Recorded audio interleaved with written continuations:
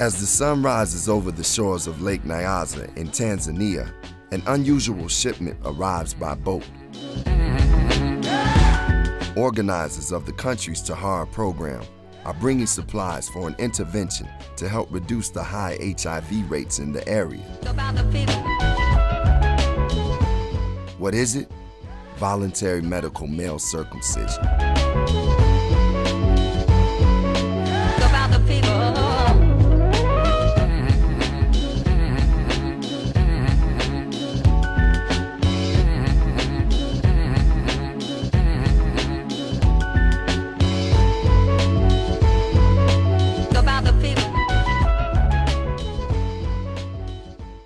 Kwamba point nasema ni kwamba imethibitika kitaala kwamba kwa wanaume kutahiri ni moja ya kinga muhimu. Speaking in support of Tahara, the local word for circumcision, Tanzania's president Kikwete references studies that show that voluntary medical male circumcision can decrease a heterosexual male's risk of acquiring HIV by up to 60%.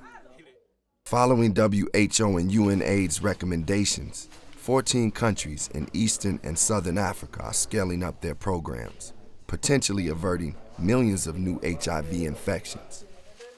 Tanzania's Tahara program hopes to reach individuals like Yohana. Mimi kwa jina naitwa Yohana Mwinuka. Hapa nipo na familia yangu. Nina watoto wawili wa kiume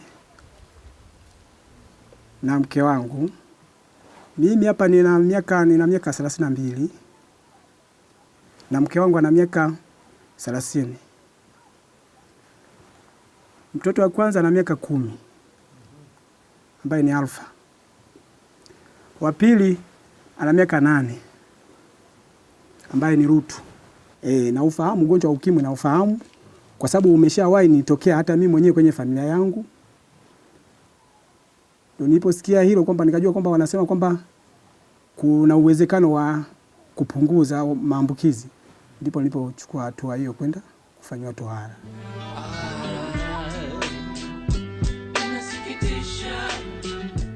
Yohana and his family living in Njombe, which in 2012 split from Iringa and has been highly impacted by the HIV epidemic.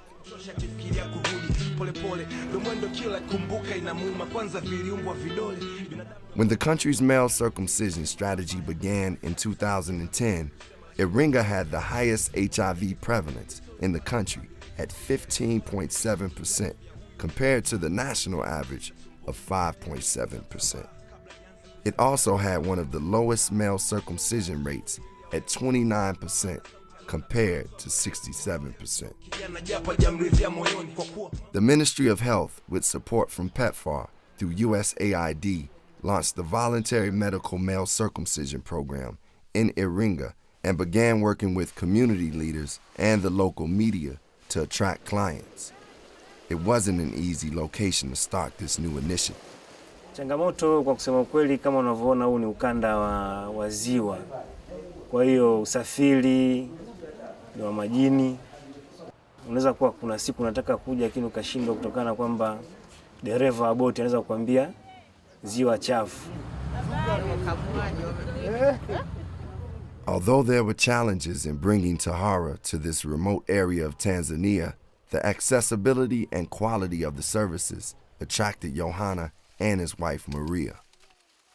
Niliposikia tu ndo pale tukawa na mama tukaanza kujadiliana kwamba bwana uende, ndipo mama akanishauri tukaenda.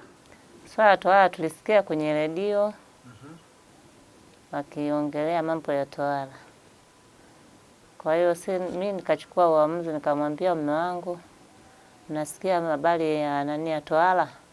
Akaniambia ndio. Nikamwambia basi chukua uamuzi twende kwenye zahanati ya Milo. Naye akaamua akaenda. Kufika kule akafanywa tohara na mtoto wangu akaenda. Ninawashauri watoto wenzangu waende wakafanywe tohara ambao bado hawajafanyiwa. At age 10, Alpha reflects a growing group of clients who are accessing services. Although the Tahara program serves clients in different age groups in Iringa and in Njombe, it is the adolescents, aged 10 to 19, and youth, aged 20 to 24, who are leading the way.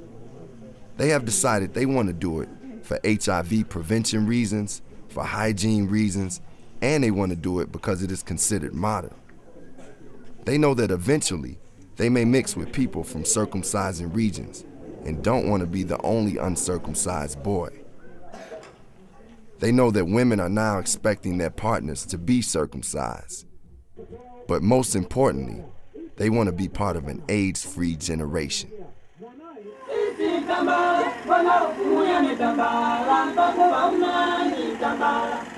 We are well prepared for the people, and I'm quite sure there will be a lot of people because today actually it's Sunday. Everybody, we've passed through churches, we'll go through political leaders and different village leaders. Today is a weekend, so most of the people we're not busy. So I'm quite sure that we'll be having a lot of clients tomorrow, and I'm sure that we will reach the target. Despite the enthusiasm for this HIV prevention intervention, clients are informed that it is not a magic bullet. Like more than 90% of other clients, Johanna and Alpha consented for HIV testing before the surgery.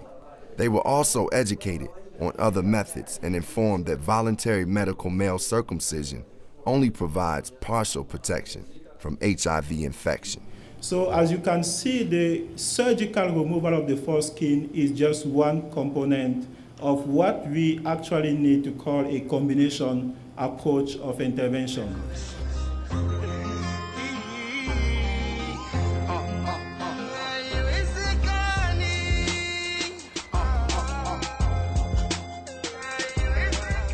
Baada ya hapa kuna sehemu ambayo katika muda ule wa dakika 30 anapokaa hapa anapewa maelezo ambayo yameandikwa hapa. Hapa tunaona kitu kimeandikwa hapa, post operative discharge instructions.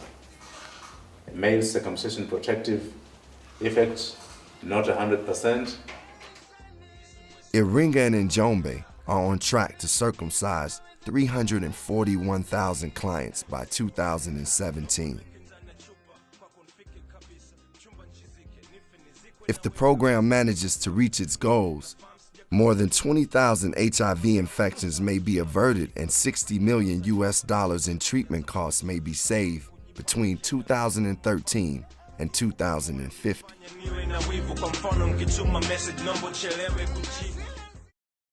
Efforts to scale up services are not just occurring in Iringa and in Njombe, but throughout Tanzania.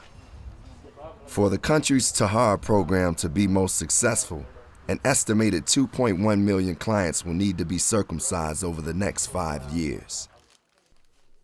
In order to meet this goal, Tanzania reorganized its health workforce more efficiently in order to serve more clients more quickly. Nurses have played a key role in order to serve as voluntary medical male circumcision, or VMMC, providers.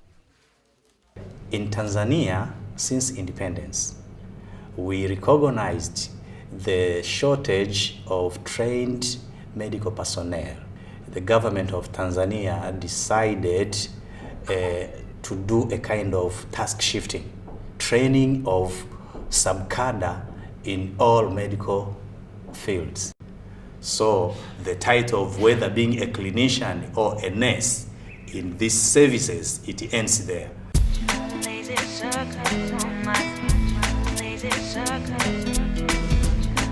Tanzania has demonstrated its commitment to assisting in driving down the incidence of HIV/AIDS, specifically as it affects voluntary medical male circumcision. They have decided that this is a way of reducing AIDS even further.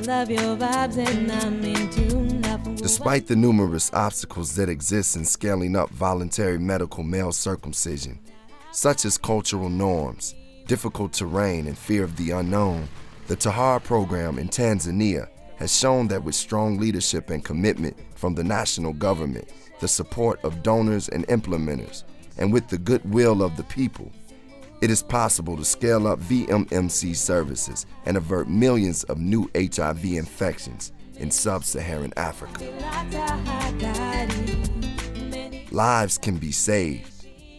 A new generation can be AIDS-free. And families like Johanna's are leading the way. Swala hili la tohara kwa wanaume bwana linaweza likaleta mabadiliko makubwa tu. Tena sio kidogo. And if it can be done in Tanzania, it can be done elsewhere too.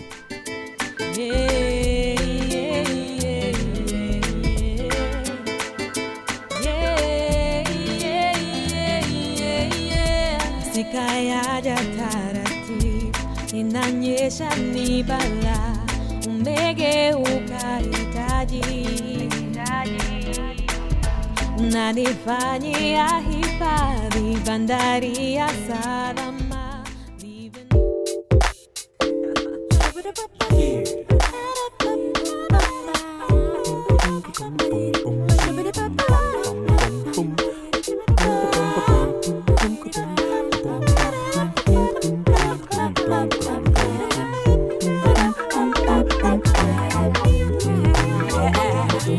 Mwili wake utang'aa madini kama ngozi ya Papa King, na mke wake tamthamini hata kama kwao ni maskini.